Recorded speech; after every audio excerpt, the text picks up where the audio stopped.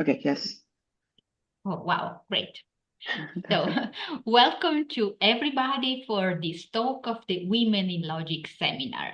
So, this is the 5th edition of this talk. So, previous speakers were Valeria De Paiva, Laura Kovac, Francesca Pogiolesi, and Sonia Smets. So, today we have the great honor to have here Sara Negri. Just as a small reminder, Women in Logic aims to provide a forum that brings together women working on logic and related issues, from foundations of computer science, artificial intelligence to philosophy, but also including mathematical logic and logical approaches to languages. So it's a nice forum, and I can see already from the participants that there are not only women, so there are also men who are also encouraged to join us. But I leave to Josephine the task of introducing Sara. So Yes.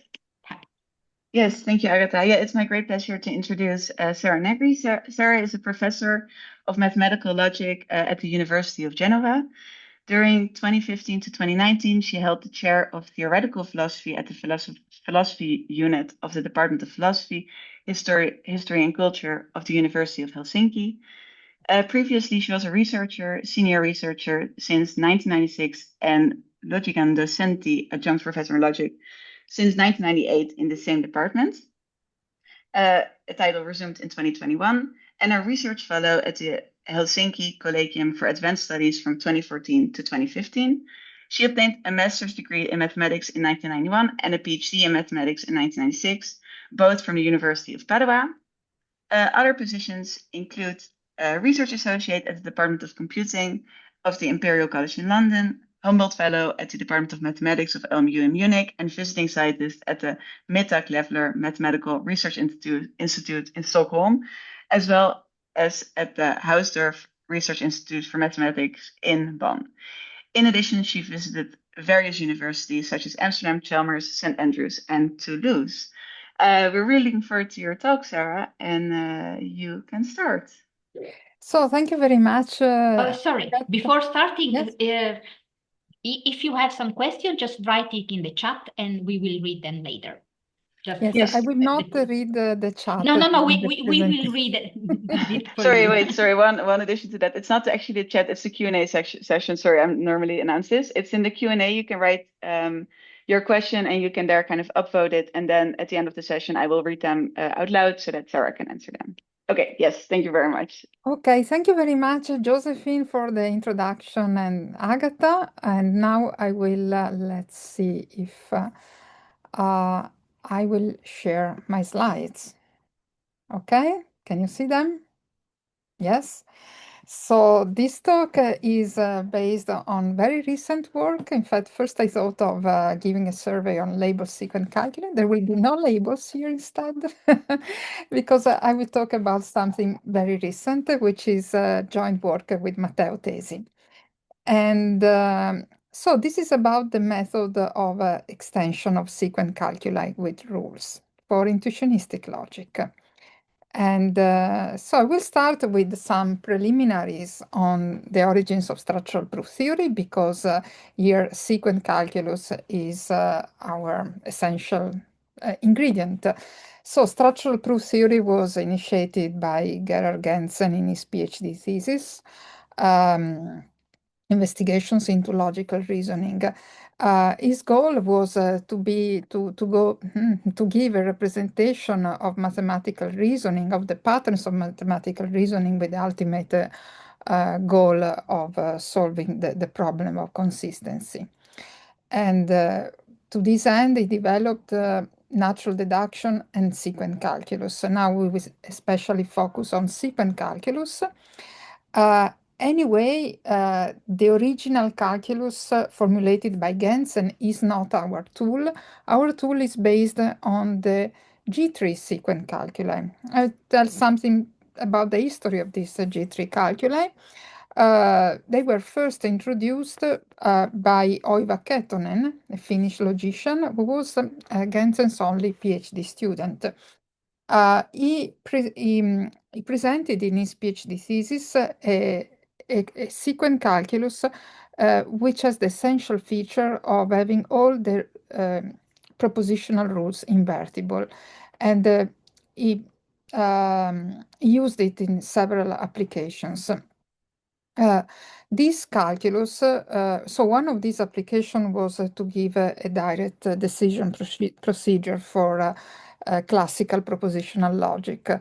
The calculus was further developed by Steve Kanger, who showed admissibility of all the structural rules for full classical logic, so also for the quantifiers. Dragalin, who gave an intuitionistic multi-succedent sequent calculus, G3 style. Roy Dikoff gave an intuitionistic single succedent sequent calculus, also a terminating calculus, which was later called G4. So all this development led to the well-known family of G3 sequent calculi. So why G3? So Gensen's calculi were called L, K, and LE. Not LJ because it was written in the Fraktur characters that where the uppercase I looks like a J, but it's LE for intuitionistic. Gensen used a list of formulas. He had structural rules of exchange, weakening, and contraction, in addition to cut. Only cut was an admissible rule in this system. Then the G1 is a calculus which is almost identical to Gensen's calculus, except that all the rules have shared context, because in Gensen's calculus, some share context, some are independent context. So because of multi-sets exchanges inbuilt. G2 is a calculus which has weakening admissible because the initial sequence admit weakening. G3 has also contraction admissible, and this is achieved by restricting initial sequence to atomic formulas that makes all the rule invertibles. Then there is another step which is can be used to justify sequent calculus starting from natural deduction, which is a calculus G0 with independent context that can be directly obtained from natural deduction with general elimination rules. So this is presented in my book with Jan, Structural Proof Theory. So to be more formal, let's give the language for we consider the language of first order logic. Sequents are expressions of this form, gamma eros delta, where gamma and delta are multisets of formulas, finite multisets. So they are like sets where we also have multiplicity that matters, but the order of the elements does not matter. Then we indicate uppercase letters A, B, C for formulas, and P, Q, R for atomic formulas. Then we have the measure of complexity degree of a formula, which is the number of connectives and quantifiers. So this is the table of rules of G3C, the sequent calculus for classical logic. As you see, initial sequences are limited to atomic formulas. Then all the rules have a shared context, so the rules with the two premises have the same context in both premises. All the rules are invertible, and invertibility is either already there or it is achieved in rules that would not otherwise be invertible, like left universal and right existential, by repeating the principal formula of the rule also in the premise. Then we have the left falsity, which is considered a zero premise rule. So this is the calculus for classical logic. The calculus for intuitionistic logic, and then there are, of course, the structural rules which are proved admissible. Left and right weakening, left and right contraction, and cut. So the properties of the sequent calculus are invertibility, which is in addition I-preserving of all the rules, which means that whenever the conclusion of the rule is derivable, Also, its premise or premises are derivable with at most the same derivation height. Then the rules of weakening and contraction are height-preserving admissible, which means that whenever the premises of the rules are derivable, also the conclusion is with the same bound on the derivation height, and cut is admissible. The sequent calculus for intuitionistic logic can be obtained, and it is useful to consider a multi-succedent sequent calculus, because in general, in structural proof theory, when we want to move between two logics, it's useful to consider the calculi where the difference between the two logics is reduced to a minimum. In this case, we have the multi-succedent sequent calculus. The difference here for the left implication rule is that we need to repeat the principal formula in the left premise. And right implication and right universal have the restriction that the premise is a single succedent sequent. So there is only one formula here in the succedent of the premise. And so the structural properties of the intuitionistic calculus are slightly weaker.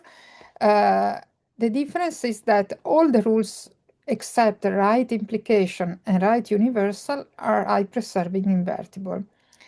And then the rest of the results is the same. So we have height-preserving admissibility, weakening and contraction, and admissibility of cut. So we now come to the central part of the talk after these preliminaries, which is the problem of extensions by axioms. So to reason, to use the calculus for reasoning with mathematical theories, we need to add axioms to the purely logical calculus.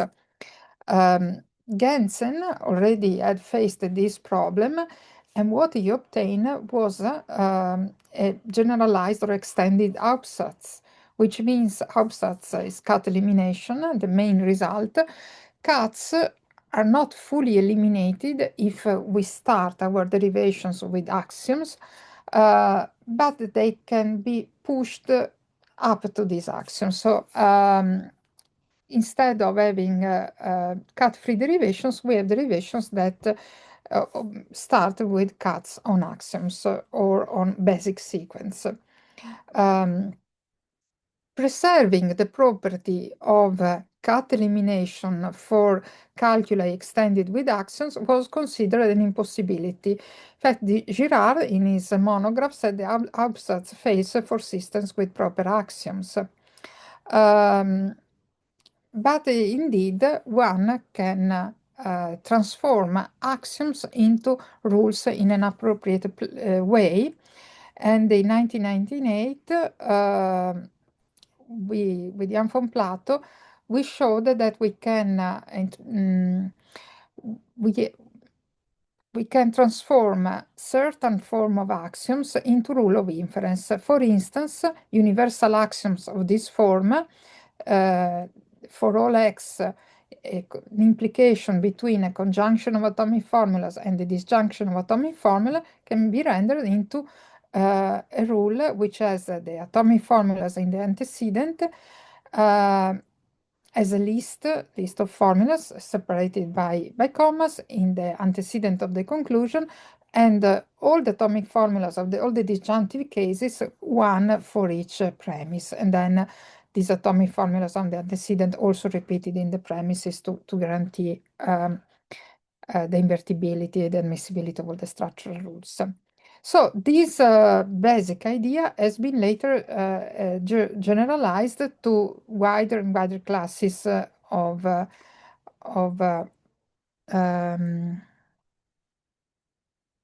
sorry, no,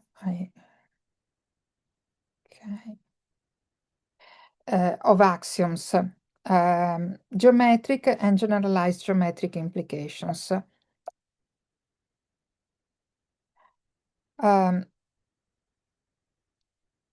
So this method of actions and rules can be applied both in classical and intuitionistic logic. What are geometric implications? They are also called more properly coherent implications, because geometric implication is indeed a wider class that allows infinitary disjunction. Anyway, we will use a bit loosely the term geometric implication, which is more consolidated and coherent. So they are actions of this form. So we have universal closure of an implication between a conjunction of atomic formulas and a disjunction of existential cases, where these MIs are in turn conjunction of atomic formulas. And they can be translated into rules of this form, these geometric rules, where instead of, well, we eliminate the conjunction in favors of commas on the left. So instead of conjunction of formulas, we have here the list separated by commas, both the PIs and the MIs, they are a list of formulas. Then we eliminate the disjunction in favor of the multiplicity of premises in the rules, and we eliminate so the universal quantifier becomes implicit in the rule, as it was the case earlier in the case of universal axiom, and we eliminate the existential quantifier in favor of a variable condition. So the existentially quantifier variable has the condition that it is a fresh variable in the rule. So the rule does not contain any logical constant, and this is something that allows the structural properties to go through for this extension. So this has had many applications. One of the applications is the possibility to develop labeled sequent calculi for non-classical logic, because these non-logical rules are used in the calculus to express the property of relational frames. So this class of geometric implication has been later generalized, and actually the reason for the generalization started from a problem in formal epistemology, because there was a frame class that could not be expressed in terms of a geometric implication. And so the class of generalized geometric implication is defined inductively, starting from the zero case, which is given by geometric implication. And in the inductive step, we have the class n plus 1, which is defined as follows. It's a universal closure of an implication between conjunction of atoms and disjunction of existential formulas, where each of these formula is a generalized geometric implication from previous classes. Let's see a very simple example, existence of maximal elements. This axiom: for all x there exists y which is greater than x, and such that every other greater element is indeed equal to y. This is a generalized geometric implication that belongs to the first class, GA1. This cannot be converted into geometric rules because of this nesting of quantifiers, but it can be converted to what I called a system of rules. So what is a system of rules? A system of rules is something which the word system can be thought as in linear algebra. We have a system of equations. But it's not just that we have several rules, but they also have to appear in a certain order. So in a system of rules, in this case, we have two rules, this upper rule and this lower rule. So the lower rule has the existential quantifier replaced by the condition that the variable y is fresh.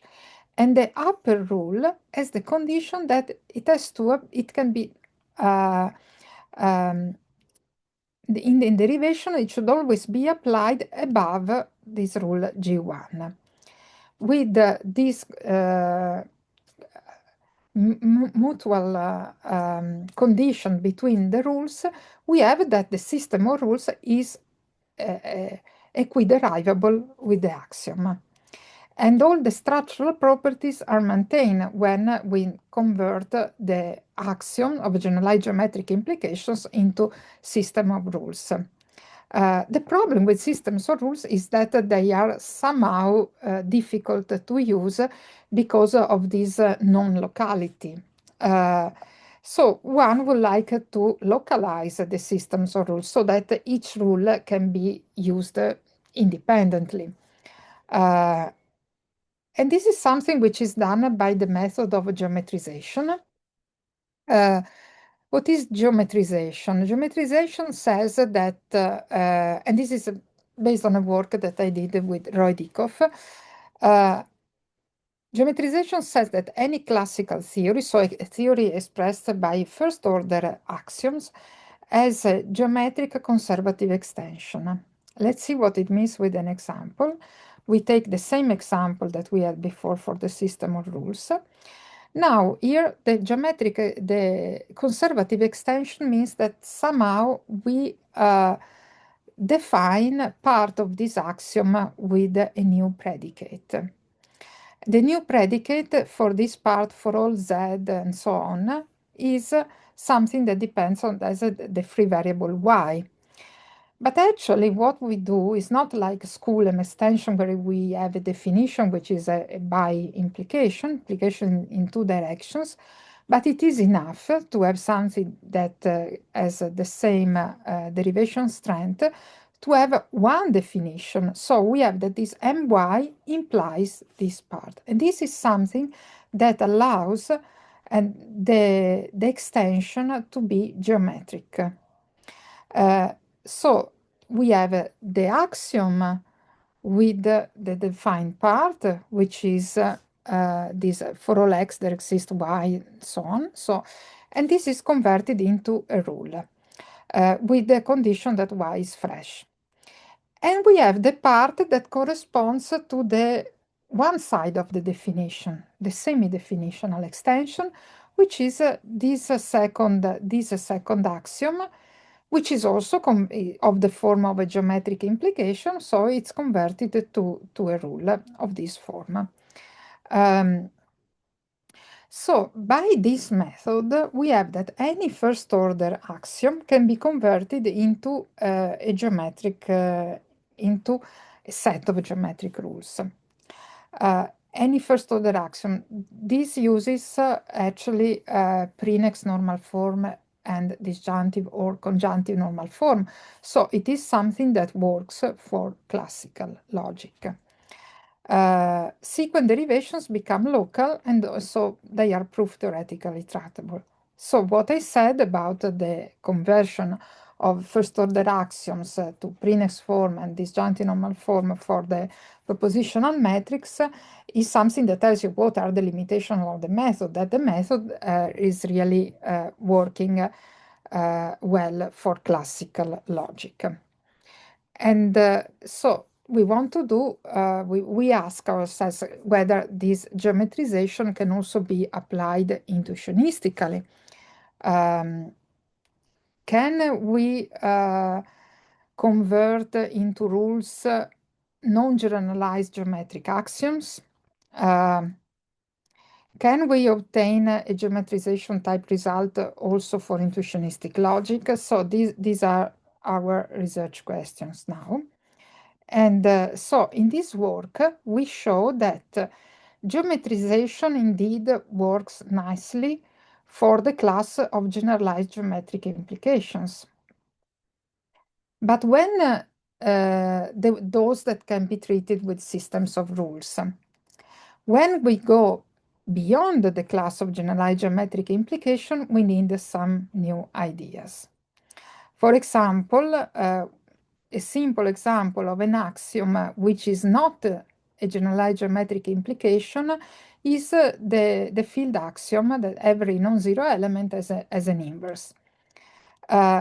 when we work with classical logic, we can use the classical equivalent form of this axiom that every element is either 0 or it has an inverse. But we know that these two guys are equivalent classically, but not intuitionistically. The one on the right is stronger. So what if we really want to have something that represents the thing on the left? We will see how to do this, and we will achieve this result with the suitable context-restricted rules. To see, I said that this axiom is not in the class of generalized geometric implication. How can we see that? And this comes from this characterization theorem, which says that generalized geometric implication can be characterized as axioms that don't have negative occurrences of implications or universal quantifiers. So it is immediate by how they are defined that a generalized geometric implication does not contain negative occurrences of implications, neither of universal quantifiers.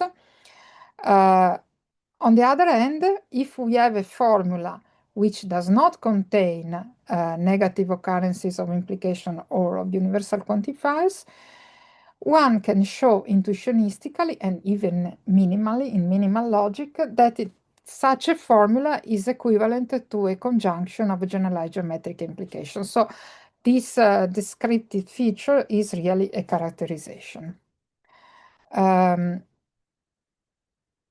Then the geometrization theorem says that every classical first-order theory has a geometric conservative extension. Conservative means that in the original language we don't prove anything new. And this is obtained through the method that I showed with the simple example of extension of the language with new predicates and semi-definitional extensions for the new axioms which are added. So let's go back to a simple example. So by the characterization of generalized geometric implication, an axiom of this form is not a generalized geometric implication because there is an implication in the negative part. So this first implication is negative. This is classically equivalent to something of this form, P and not Q or R, which is in GA1, but this equivalence is only classical. So this means that we cannot use the systems of rules for this formula if we want to reason intuitionistically. And we can't use geometrization either. But if we are within the class of generalized geometric implication, geometrization works also intuitionistically. So the idea of the proof is that we can move from system of rules to geometric extension and vice versa. And actually the structure of derivation is almost identical. Let's see with one example. We consider this formula, which is in the class GA2, so it's a generalized geometric implication. If we want to treat such an axiom with a system of rules, so this is an axiom that comes from non-classical law, from one of the 7 interpolable intermediate logics. This is the property of Kripke frames of bounded depth 2. This is the axiomatic equivalent of that class. As a system of rules, it has this as a lower rule. And then we have this rule here and this other rule. then we can see that using these this system of rules, we can derive the axiom. So this is the upper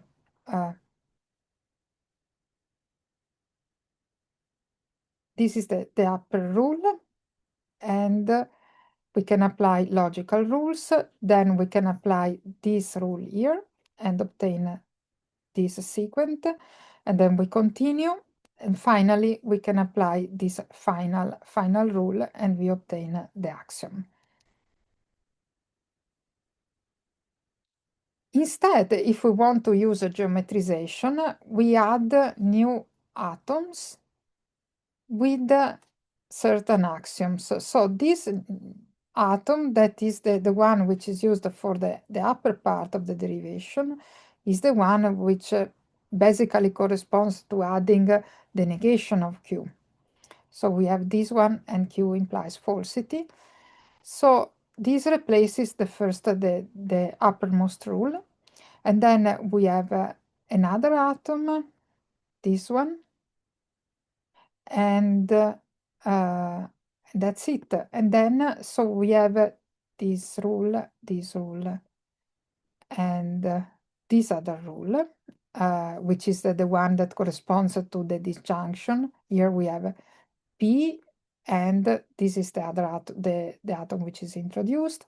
And then we have the P implies P or Q, and which corresponds to this rule here. And we obtain this one, which is a derivation which has instead local rules. Now, when we have geometrization, it is true that the rules are local, and the order of rules is dictated by the presence of these new defined formulas. But we don't need any constraint on the order of applications of rules. Somehow, these new new atomic formulas have a role of bookkeepers. So this is the structure of the derivation. And also we can see how we can derive, show that this and what we get by geometrization, what we get by the system of rules are actually both equivalent to obtaining the same end sequent with the axiom in the antecedent.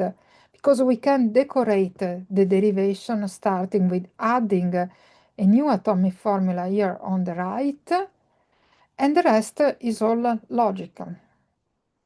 And we end with a sequent which has the axiom on the left.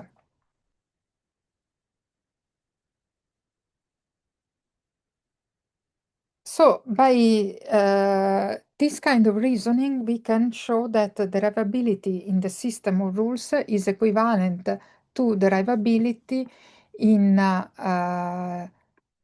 sequent calculi extended with the rules that correspond to generalized geometric axioms. So, the system of rules can be simulated in the geometrized calculus using axioms and the admissible rules. We can also move from the geometric rules to the systems of rules, simply defining a translation that removes the new atomic formulas which have been introduced and replaces those steps with the steps that correspond to the systems of rules. So we have a translation that goes in two directions. So this works, geometrization, so by this equivalence, we have the geometrization works finely with generalized geometric implications. But we want to go beyond that. For the characterization theorem, the field axiom is not a generalized geometric implication, but we can nevertheless translate it into a rule. And the rule has the following form. It is a rule where we have a context restriction. So here this implicative axiom where the antecedent is a negation, so is itself an implication, becomes a sequent with empty succedent. And then we have the existential part, and the existential is expressed by the variable condition that y is a fresh variable. One can see that this axiom and this rule are equiderivable. Of course, we can prove by using the rule, we can prove this axiom. On the other hand, if we have this rule, we can show that this rule is derivable in the presence of the axiom by cutting, because from this one we get we clearly get the negation of this formula, and then by the left implication rule we get the implication on the left, and then we can cut with the axiom. And of course, to have this equiderivability, we have to prove that the calculus extended with rules of this form has cut admissibility, which is something that holds. But let's see, what is a general form of axioms of this form that goes beyond generalized geometric implication. So the most natural way of going beyond the avoidance of negative implication and negative universal is to have an axiom that has a conjunction of atomic formulas and the conjunction of universally quantified formulas of this form, where we have a conjunction of formulas that implies a disjunction of existential. So we call these theories nested theories. How do we formulate rules for these nested theories? We need to so we first give a system of rules for these nested theories that generalizes what we have seen for the field axiom. The system of rules for these nested theories has some constraints. And the constraints are very much related to the rules of the intuitionistic calculus, which are non-invertible. So we need this definition of a critical sequent. When we have a derivation in the intuitionistic calculus, possibly extended with rules, a sequent in this derivation is critical if it is a sequent that appears in a premise of the non-invertible rules, so right implication and right universal, or a premise of an extra logical rule with a context restriction. An extra logical rule with a context restriction is a rule like this one, which has the restriction of an empty context here. And this is the system of rules that correspond to the nested axioms. So we have a part here, we have the that has the restriction of not having any critical sequent. And then we have the lower part of the rule, which does not have restrictions. So these formulas here are the vector of atomic formulas in the here. Here they are indicated with conjunctions. When I have the vector notation, it means that we have many of them separated by commas. So remember that the rules don't have a logical constants. So this is the solution in terms of what generalizes the systems of rules. Let's see an example again. So we consider an axiom of this form, which is a very simple case of a nested axiom. It can be translated to this system of rules. In this system of rules, we have the condition, this condition with star, that says that there are no critical sequence in the branches for this part of the derivation. So with this solution, we obtain a calculus which has global conditions like the system of rules. And there are also not just about the order of rules, but also a condition about which rules can appear in the derivation.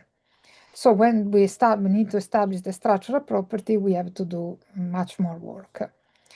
So there is a way out, which is somehow inspired by the process of geometrization when we saw the translation from systems of rules to geometric derivations in the geometrized calculus. We consider new atomic formulas which are colored. They're colored because they are not really acting, having an active part in the logical rules, but they have a role of bookkeepers. So this axiom, P implies Q implies R, is translated into two rules.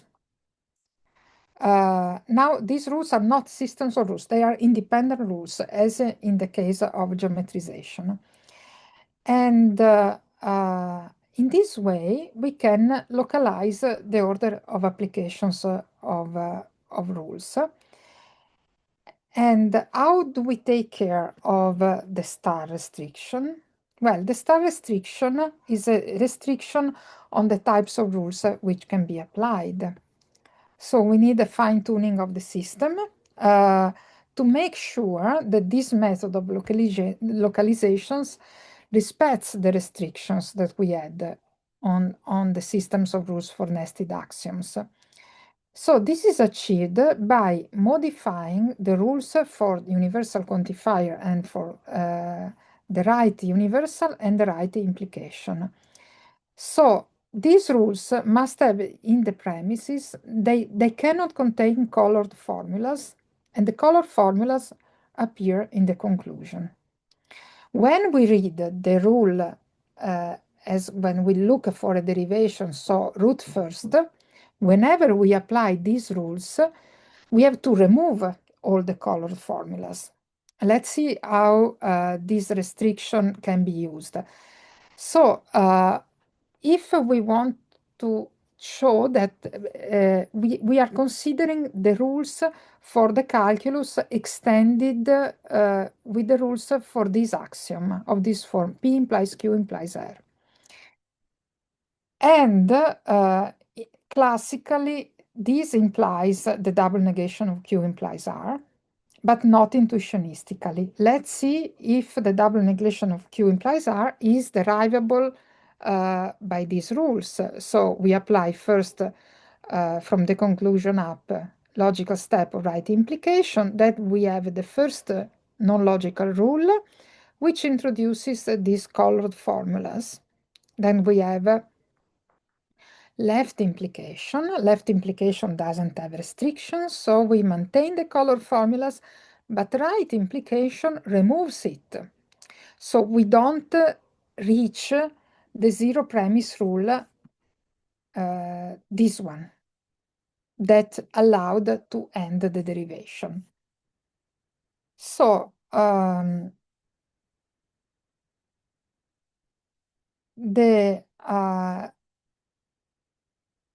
the nested axiom, we obtain the localized rules of this form.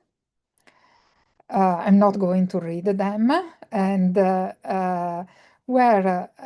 these were the rules of the axiom, the formulas in the axiom, and this pi is an arbitrary set of colored atomic formulas.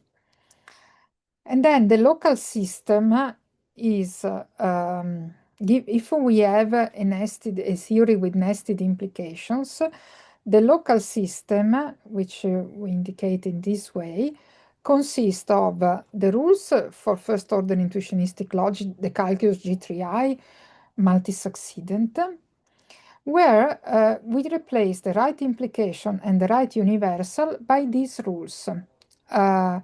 These are the rules that have color formulas only in the conclusion.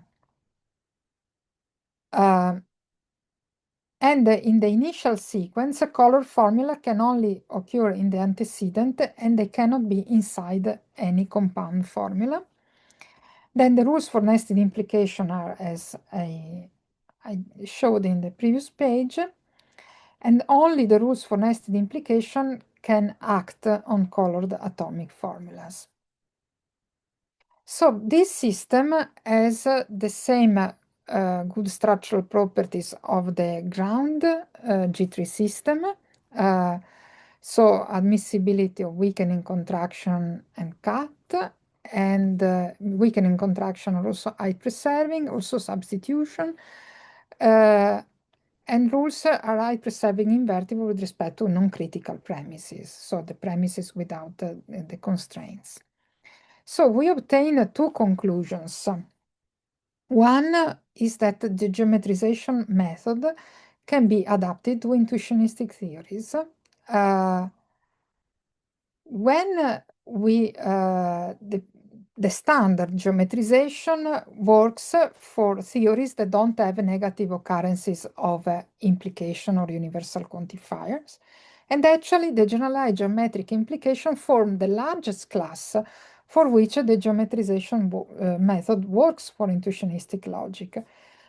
When we go beyond that class of axioms, we need new methods, and this approach modifies the classical system of rules method by non-local restrictions between the rules. And similarly to the method of geometrization, locality of the proof can be recovered by this new dimension, which is the coloring of formulas. And so we have future research directions, explore the full potential of the method, also its semantic interpretation, to see whether this can be extended to any first order axiom, as geometrization does for classical logic, and to exploit this new way to treat axioms for conservativity results. So I finished. Thank you. And here are some references. Great. Perfect. Thank you for the very nice talk, Sarah. If you have any questions, you can put them in the Q&A, and if you want to clap, you can use the emojis in the chat, I think at the chat or at the react button. I have a first question, actually. Yeah, oh, very good. yeah, I have a first question, actually. Yeah, so I was wondering, in the directions for future research, you said something that you want to look into the semantic interpretation of this. And I was wondering if you already have any first thoughts or anything to say about that, or did you look already into this? No, well, there are some vague thoughts. Yes. Okay. Okay, but nothing concrete. Yeah. Yes. I have Okay. also some questions. Mhm. Sorry if I start. Okay, have you thought of localizing the system of rules, employing some kind of nested sequent calculus? So, yeah. Say, No, not really. No. because that might also be a way to do that. So as you know, in case of some special system of rules, some of them correspond one-to-one to hypersequent. But like for more complex stuff, there might be some nested calculus Yes, that that's a might do possibility. that. Yes, yes.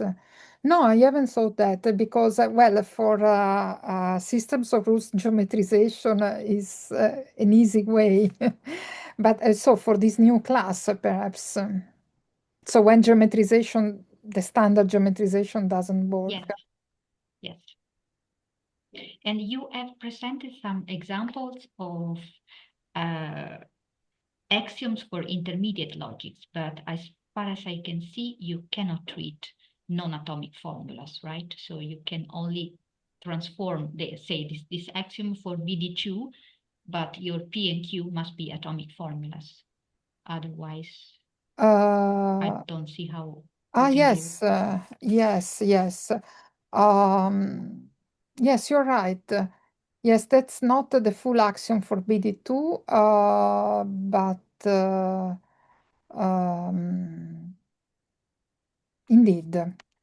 Indeed, yes, that's for when we consider, but when we consider the corresponding frame condition, those are atomic formulas. So you can apply that to frame condition because the relational atoms they are atomic formulas. Yes.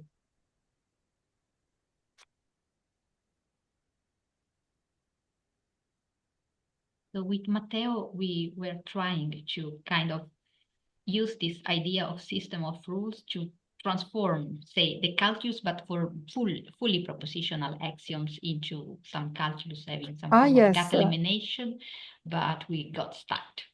And we were considering exactly that axiom.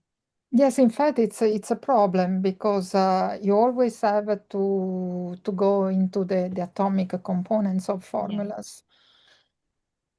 Mm.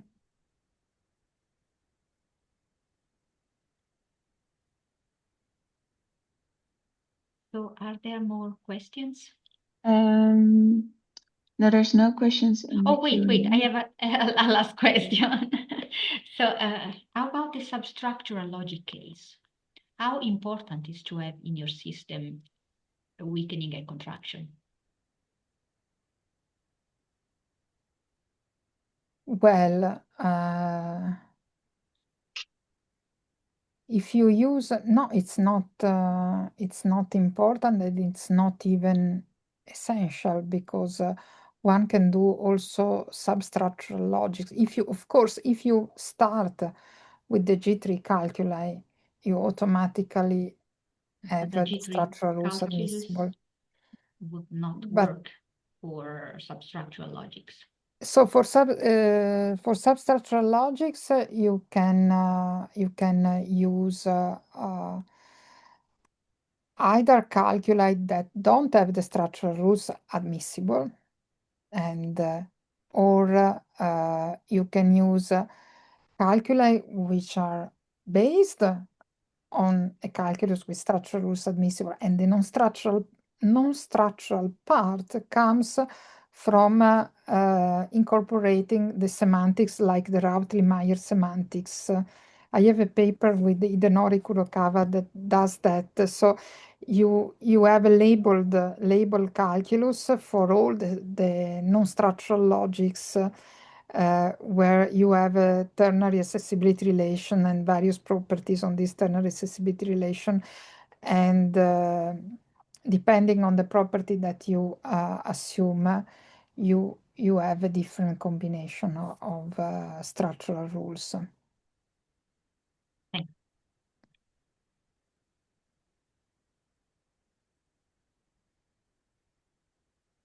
Okay, if there are no more questions,